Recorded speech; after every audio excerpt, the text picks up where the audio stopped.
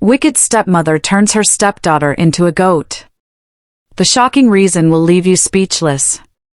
The last thing Ami saw was Ayafola's angry, burning face. Then, the world went cold and dark. Amara, whom everyone called Ami, was 18 years old. But her life felt like a small, sad cage. Since her real mother died many years ago, her father, Baba Nairan, had married another woman, Ayafola. To the people outside, Ayafola seemed like a good, hard-working trader. She sold kola nuts and dried locust beans in the busy market. She always greeted her neighbors with a wide smile, and they thought she was the kindest woman alive. But inside her own house, she was cruel and fierce, like a sudden flash of lightning. Ami did all the work. She had to run to the stream to fetch heavy pots of water. She swept the entire compound before the sun even thought about rising. She washed piles of dirty clothes until her hands became raw and painful. She pounded yams until sweat ran like rivers down her back. No matter how hard Ami worked, Ayafola never, ever said thank you.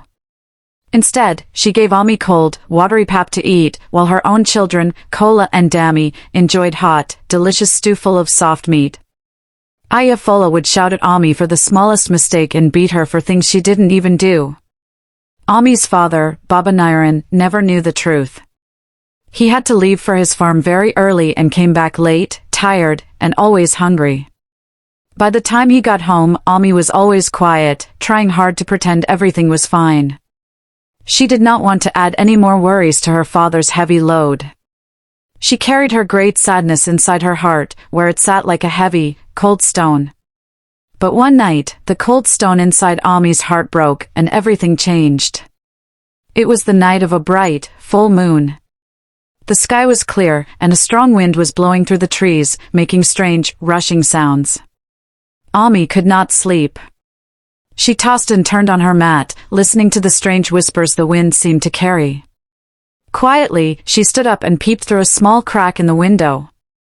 Her heart nearly stopped beating. She saw dark shapes moving toward the backyard. 4 women, all dressed in long, black cloths. They were holding hands and walking slowly, stepping carefully in the dust.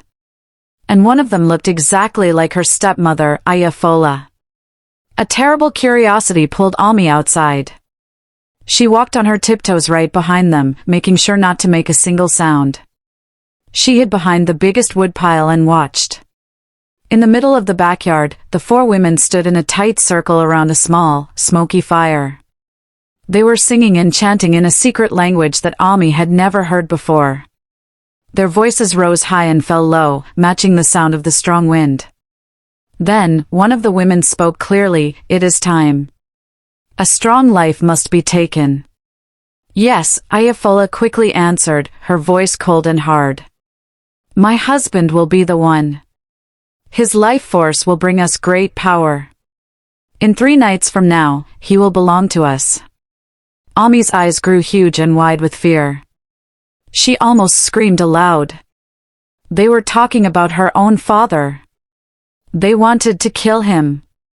She stepped back quickly, her legs shaking so much she could barely stand. She had to warn him. She had to run and tell someone. But as she spun around, her foot came down hard on a small, dry stick. The 4 women stopped chanting and turned sharply. "Someone is there," one of them shouted in a high voice. "Catch her! Don't let her escape!" Ayafola screamed, sounding like a wild animal. Ami ran. Her heart was beating like a frantic drum. She ran past the small cassava garden, past the shed where the goats slept, toward the back door of the house. But suddenly, a thick, black smoke exploded in the air all around her. Her eyes burned fiercely. She began to cough and stumbled, falling to the ground. The last thing Ami saw was Ayafola's furious face coming closer, and a quick flash of deep red light. Then everything went dark. When Ami finally opened her eyes, the world was completely strange and smelled of dirt. The grass looked much taller than before. The stones on the ground looked huge. She tried to speak, tried to scream, but all that came out was a loud, sharp woof. Grr. She looked down at herself and froze in terror. She had 4 furry legs. She had rough, dark paws. She had a wagging tail and long, sharp teeth. Ami was no longer a girl. She had been turned into a mangy, black dog. The night was long and scary for Ami. She could not believe what had happened. One moment, she was a girl trying to save her father. The next moment, she was a dog, helpless and weak. Her stepmother, Ayafola, smiled a terrible, evil smile as she grabbed Ami by a strong rope and dragged her back to the house. "Now, little dog," Ayafola whispered coldly, pulling the rope tight. "Let me see how you will tell your father his secret now." Ami tried to cry, but dogs do not have tears like people. She tried to beg and plead, but only a sad, low whining sound came from her mouth. Woof, woof. That night, Ayafola tied her outside near the kitchen. She poured some foul-smelling palm oil into a calabash and whispered strange, bad words over it before going inside to sleep. Ami lay on the cold ground, her new dog body shivering badly. Her mind was full of fear and terrible questions. What will happen to me? How can I save my papa now? The rooster crowed loudly at dawn. Kukeoroku. Baba Nyron woke up and stretched his very tired arms. As always, he called out, "Ami, bring me some water." But no answer came. "Ami, where are you?" Still, there was silence. He frowned. This was not like his daughter. She was always awake and working before him. He looked all around the small house but did not see her. He shook his head, thinking maybe she went very early to fetch water. But Ayafola already had her wicked plan ready. She carried a huge basket on her head. Inside the basket, covered by a cloth, were her cola nuts, dried locust beans, and Ami the dog. She walked quickly toward the market. Ami tried to move and whine, but she was trapped under the heavy load. The cloth made it hard to breathe. Her small dog heart beat very fast. No, no, she is taking me to the market. Ami thought in terror. She will sell me. She will sell me like meat. Ayafola hummed a strange, happy song as she walked. Her face looked completely normal to the people she passed, but inside, her heart was full of wicked, evil joy. At the market, she quickly set her basket down. She tied Ami to a short, strong stick beside her table. "Strong black dog for sale," she shouted. "Buy this one. Very fierce, very healthy." People walked by.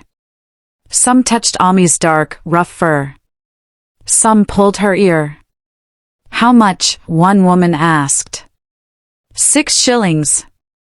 Ayafola declared. "Too much," the woman hissed and walked away. Ami's dog eyes were wide and full of tears. She could not cry. She shook her head, trying to beg them, but no one understood. They only heard a mournful whimper. Woof, woof. Her stepmother secretly pinched her side. "Keep quiet, you foolish girl dog," she whispered with a snarl. Hours passed slowly. Many people came and left. No one bought the dog. Then, a quiet young man walked up. His clothes were old and worn. His face looked tired but kind. In his hand, he carried a small, empty cloth sack. He looked at Ami for a very long time. "This dog," he said slowly, "how much?" Ayafola's eyes shone with greedy excitement. "For you, 7 shillings. The man nodded. "I'll take it." He gave her the money. She smiled for the first time that morning, a very ugly smile. Quickly, she untied Ami and handed the rope to the man. Ami's dog heart sank deep inside her. This is the end, she thought in despair. The man pulled her along a long, dusty road. He lived far away, near the big, rushing river, at the end of the village. His house was small, with a roof made of dry palm leaves. When he reached home, he tied Ami to a thick post in his backyard. Tomorrow, he muttered to himself, you will make a very good, strong stew. Ami's dog legs trembled. She wanted to scream, no. I am not a dog. I am Amara, a girl. But only a sad, quiet whimper came out. The man went inside to rest. Ami stayed outside, weak and full of fear. Her dog eyes quickly looked over the yard. There were wooden bowls, firewood, and a small bench. Then, she heard soft, tiny footsteps. A small boy came out. He was maybe 10 years old, barefoot, and wearing a torn red shirt. His name was Kola, the man's son. He walked right up to the dog and bent down close. His big eyes stared into Ami's eyes. This dog looks very strange, he whispered to himself. Your eyes, they look like human eyes, full of thinking. Ami's dog heart jumped. She tried again. This time, something unbelievable happened. Her dog mouth moved, and a tiny, dry whisper came out. Help me. The boy gasped very loudly. He jumped back 3 steps. What? Did you just talk? Ami nodded her dog head weakly. Yes. I am not a dog. My name is Ami. I am a girl. My stepmother, Ayafola, she did this evil thing to me. Kola's mouth dropped open wide. His heart was beating faster than a hummingbird's wings. A girl? But how? Dogs cannot speak. It is true, Ami whispered again. She changed me into this because I saw her terrible secret. She wants to kill my father, Baba Nairan. Please, please don't let them cook me. Kola scratched his head, thinking hard. He looked quickly all around. His father, Baba Khalid, the man who bought her, was still inside the house, resting. What do I do? What do I do? He whispered over and over. Hide me, Ami begged quietly. Please don't tell anyone. Just keep me safe from the cooking pot. The boy nodded slowly. All right, I will help you. But how do we change you back into a girl? Ami shook her dog head sadly. I don't know the answer. Suddenly, they heard the man's voice from inside the house. Kola! Come and help me sharpen the big knife. The boy froze instantly. His father wanted to kill the dog tonight. Ami's dog eyes filled with a new wave of fear. Please, she whispered one last time. Please don't let him kill me. Kola's heart raced faster than ever. He knew he had to act right now. He bent close to Ami's ear and whispered, Don't worry, Ami. I will find a way, I promise. Kola could not sleep that entire night. He kept thinking about the dog in the backyard. No, he corrected himself, she is not just a dog. She is a girl named Ami. He lay on his mat, his eyes wide open, listening to his father's loud snores. What if Papa kills her tomorrow? What if I cannot save her? He sat up suddenly. He looked toward the backyard through the small window. He could see the dark shape of the dog lying quietly under the tree. He tiptoed outside. The ground was cold beneath his bare feet. He crouched beside the dog. Ami, he whispered. The dog lifted her head slowly. Kola, she whispered back, her voice weak but very clear. The boy bit his lip. I don't know what to do. My papa says we will make stew with you tomorrow. Ami's dog eyes glowed with deep sadness. Please, stop him. I must live. I must tell my father the truth. My stepmother wants to kill him in just 3 nights. Kola was only 10, but he understood the terrible danger.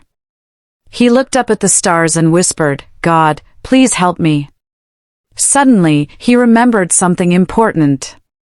There was an old, wise woman in the next village. People called her Mama Agil, the wise elder. They said she knew many great secrets. They said she had saved many people from strange sicknesses and dark magic before. Kola leaned close to Ami. Ami, maybe Mama Agil can help us.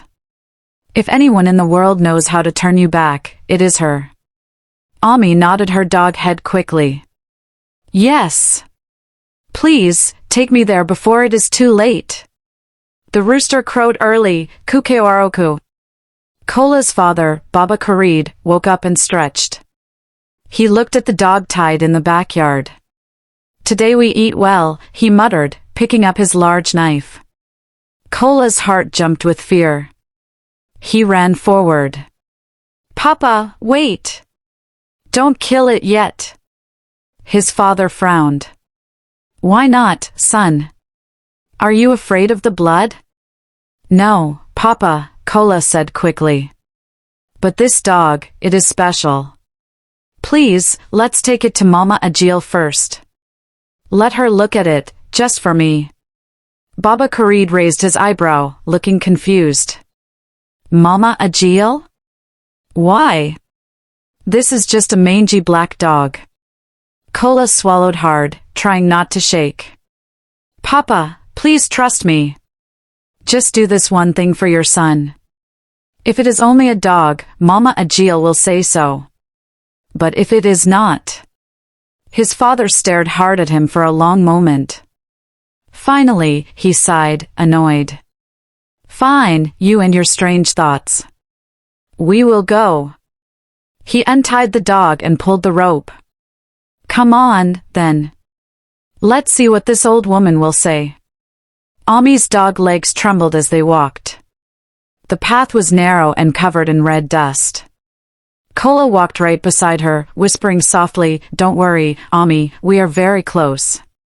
After almost an hour of walking, they reached a small clay hut. It had herbs hanging from the roof. Smoke rose slowly into the air. Kola called out, Mama Agil, are you here? We need your help. The old woman stepped out. Her hair was white, and her skin was dark and wrinkled like old leather. But her eyes were sharp and shining, full of deep knowledge. She looked at the dog. She looked at Kola. Then she looked at Baba Karid. Slowly, she nodded. I have been waiting for this, she said quietly. Baba Karid frowned, even more confused. Waiting for what, Mama? Mama Agil did not answer him. She bent down and gently touched the dog's head. The moment her fingers brushed Ami's fur, Ami let out a tiny, dry whisper. Help me. Baba Karid jumped back with a loud shout. What? Did this dog just speak a human word? Kola held his father's hand tightly. Yes, Papa. I told you she's not a dog. She is a girl. Her name is Ami. Mama Agil closed her eyes. She sprinkled a handful of white powder over the dog. The air grew perfectly still. Even the leaves on the trees froze in place. Child, the old woman said softly. Tell us your story, from the beginning. Ami's voice came out weak but clear, and she told them everything. She told them how her stepmother hated her. How she saw the terrible midnight meeting. How the women planned to kill her father, Baba Nairan. How Ayafola had used dark magic to turn her into a dog. Baba Karid put both hands on his head in shock. Oh, my lord! And to think I almost killed you for stew. Mama Agil opened her eyes. It is true. This is no ordinary dog. This is a girl under a very powerful curse. But the curse is strong. To break it, I must perform a powerful cleansing rite. She spread a woven mat on the ground and placed Ami upon it. She brought out a small calabash filled with strange herbs. She sprinkled water on the dog's back and began to chant in a low, humming voice. The ground began to tremble gently. The smoke from the roof turned bright white. Then, very slowly, Ami began to change. Her fur disappeared. Her paws stretched. Her small body glowed with a soft, bright light. In just a few seconds, the dog was gone. And in her place sat Ami, weak and trembling, but perfectly human again. Kola gasped, completely amazed. His father stepped back in total shock. It is true. She is a girl. A human girl. Ami sat up, great tears of relief running down her face. Thank you. Thank you for saving me. Mama Agil helped her stand. You are free now, my child. But your stepmother is very dangerous. She will not stop. You must go home right now and tell your father before it is too late. She will strike in 3 nights. Ami nodded quickly. She looked at Kola and smiled a weak but thankful smile. Thank you. If not for you, I would be dead. The boy grinned. I told you I would help. Baba Khalid rubbed his head, still shocked by the magic he had seen. But you must run, girl. Run to your father. Save him before the 3rd night comes. Ami did not wait another second. Barefoot, she ran down the dusty path, her hair flying behind her. She ran through the bushes, past the river, faster than she had ever run before. The wind whispered around her, and the sun burned her skin, but she did not stop. She had to reach her father. Back in her village, Baba Nairan sat outside his house, his face full of worry. He had searched everywhere for his daughter. Nobody had seen her. His heart was very heavy. Ayafullah sat nearby, pretending to pound yam, humming a happy tune. But inside, she was smiling with a secret evil joy. She thought her plan had worked perfectly. Suddenly, a loud cry broke the quiet air. Papa! Papa! Baba Nairan jumped up. That voice. Could it be? He turned and saw his daughter running right toward him, dirty, weak, but alive. He ran to her and caught her tightly in his arms. They hugged tightly, crying together. My daughter! Where did you go? He asked, his voice shaking. Ami wiped her tears. She pointed a trembling finger at the house. Papa, it was not me who left. It was Ayafullah. She turned me into a dog. She is a witch, and she wants to kill you in 3 nights. The small crowd that had gathered gasped loudly. Neighbors whispered. All eyes turned sharply to Ayafullah. Her face went completely pale. She dropped the heavy pestle. This is a lie, she shouted. She is making up foolish stories. But Ami stood firm. No, Papa! I saw her with my own eyes. She and her friends were chanting dark words. They said your life must be taken. The people began to talk louder. Let the king hear this. Let the king judge the truth. Ayafullah's hands shook badly. Fear filled her heart entirely. She knew her terrible secret was out. And far away, the moon began to rise again. The village square was full to bursting. Men, women, and many children were gathered under the big, sacred baobab tree. The air was very tense. Everyone wanted to hear what would happen. In the center sat the king on his carved wooden throne. He wore a red crown and held his long staff of power. His face was calm, but his eyes were sharp and wise. Beside him stood the respected elders. Warriors held spears at the edge of the crowd, ready for the king's command. Ami stood bravely in front of everyone. She was barefoot, but her voice was strong. She told the whole story again. She spoke of her suffering under Ayafullah. How she saw the terrible secret meeting. How the women planned to kill her father. How she was caught, and how her stepmother turned her into a dog. How she was almost sold in the market. And how, by the goodness of God, a boy named Kola and his father, Baba Khalid, had saved her. The crowd gasped in shock. The king raised his hand. Bring Ayafullah forward. The warriors pulled her from the crowd. She was shaking with fear, but she tried to stand tall. Her eyes darted left and right, desperately looking for any way to escape. "Woman," the king said in a deep, booming voice. "You have heard the words of this girl. What do you say to them?" Ayafola's lips trembled. She forced a short, ugly laugh. "My king, this is nonsense. She is lying. She is just a foolish girl. How can a person turn into a dog? It is not possible." The crowd murmured. Some nodded their heads. Some shook their heads. The king lifted his staff. "Bring the ancestral Ofo." A guard came forward, holding a sacred wooden staff, wrapped in old leather. This staff, the Ofo, was believed to burn a liar's hand. "Touch the Ofo and tell us the truth," the king commanded.